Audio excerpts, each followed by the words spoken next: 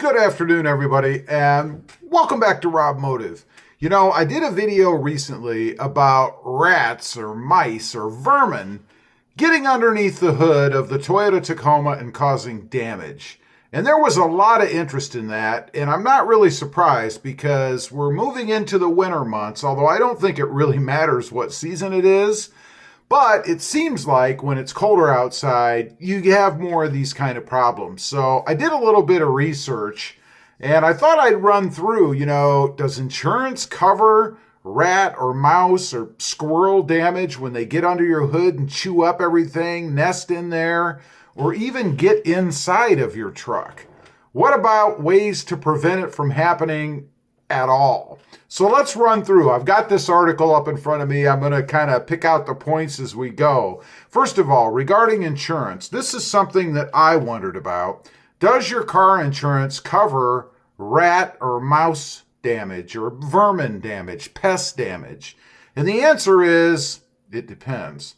It would fall under comprehensive in your insurance policy. So make sure you have comprehensive insurance. And I think about 80% of the people, according to this article, actually do. All you really have to have is collision, right? So make sure that you have it. And then I would talk to your insurance agent. Find out if it's covered, because the cost of damage from critters can be in the hundreds to several $1,000s.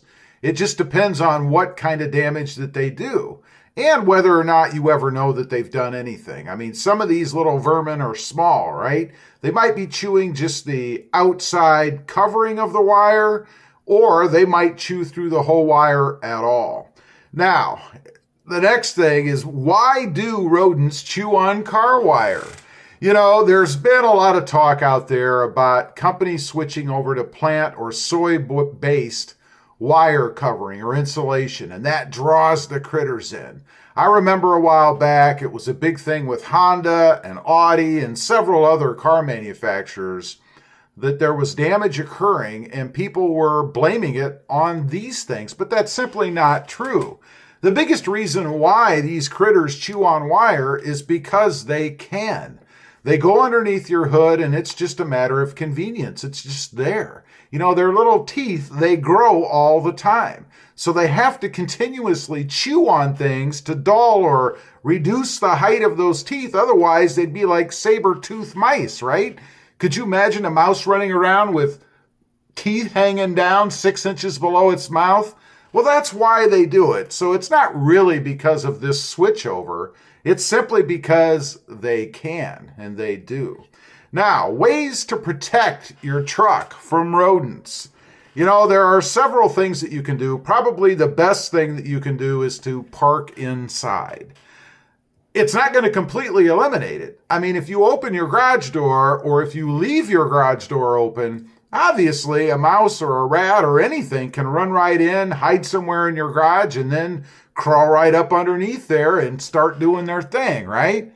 Now, it's going to reduce the possibility, obviously, because you're going to limit the number of opportunities for those critters to get in, but parking in your garage still is the best way to kind of eliminate it. Next up, keep your car clean. If you're leaving half-eaten hamburgers or chicken nuggies inside your car, that's going to draw these critters closer to your car. I mean, they can smell all this stuff, right? So even if they don't get inside and start eating what you've left in the vehicle, it'll still bring them closer. And then they'll see opportunities to nest, underneath your hood, in your air filter, maybe in your AC ducts, who knows? And once they're in, and then you're going to get to deal with it, right? Repellents. Probably the best thing that you can do other than setting traps. And let's face it, if you're setting traps outside and you're putting food in them, all you're going to do is draw a never-ending supply of vermin to your truck. I mean, you're going to have things caught in it all the time. It's amazing to me how many of these critters run around, depending on where you live. I mean, if you live near a field, and even not, you're going to have mice and rats and squirrels and all kinds of stuff running around. Use repellents. Some of the ones that are suggested are things that have a strong scent, like mothballs, But be wary of mothballs. Number one, they stink. So if you're going to put them inside your car, you may not be able to stand it. It may repel you. Number two is they're corrosive towards metal parts. So if you're just laying them inside your engine bay and they're contacting metal parts, it's not a good thing. They also will burn. It's a fire hazard. They work, but you run the risk of other, maybe worse things happening, depending. Peppermint oil. This is one that I have seen keeps coming up all over the place. Peppermint oil seems to be the universal repellent for critters. They don't like it, and it's pleasant for us. I mean, I'm not a huge peppermint fan, but the scent doesn't drive me nuts. So I can have it around and still be able to tolerate that scent in the air. Vermin, they don't like it. Other things, I've heard eucalyptus. They don't like eucalyptus. Anything that has a really noxious smell, like eucalyptus, mothballs, peppermint, things like that, seem to fall in the list. But make sure you check before you run out and buy something.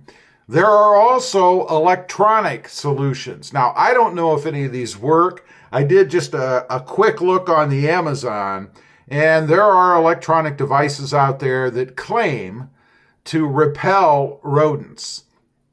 I don't know. It's kind of like a deer whistle. You know, do they really work? Do they not work? I've seen many of an occurrence where people have had those deer whistles on the front of their bumpers, on the front of their trucks, and they still hit deer because that doesn't repel them. They still come around. So make sure you do your due diligence, you know. Move your car frequently. Rodents like to nest in enclosed spaces, and they love underneath your car hood. But they don't like it moving around all the time, right? So keep your car moving around. Even if you're not going to drive it for a while, make sure you move it out somewhere so that they don't get too comfortable in there. And even if you get one in your vehicle, like under your hood, and you drive away, it doesn't mean they're going to leave. You may simply just be transporting them with you wherever you go. You bring them back home, and now they're back again. And if you park outside frequently and only in the garage once in a while, you can bring them inside too. That's one way you can get mice in your house, by the way. Other than that, there are other things that they can damage. They can chew and scratch up just about anything. If you're unlucky enough to get a rat or a mouse inside your car, they can chew your seats, they can chew your plastic panels, they can chew your turn signal handles, your steering wheel, your dash. I mean, it's really limitless to the damage that these things can do if you're unfortunate enough to have one inside your vehicle. And how frightening would that be if you're driving down the road and you look over and on the seat, there's either a rat sitting there, maybe one runs across your feet or your legs, or maybe even right behind you on your own seat. You look back and it's sitting there on that headrest right behind you. That would be terrifying, I would think. I don't know. Anyway, I just wanted to get on, kind of talk about it a little bit further. Like I said, the short that I did has gotten a lot of views, so I know there's a lot of people thinking about it. Just a few ways to kind of repel these critters from getting underneath your hood, and also whether or not you have any recourse as far as insurance goes, should you have any damage from it. Leave a comment. Let me know. I'm curious. Have you ever had a rat get under your hood and either nest or chew up your wires? And not just a rat, mouse, a squirrel, anything like that. I've heard of cats getting under there too. Thanks for watching. Stay safe out there.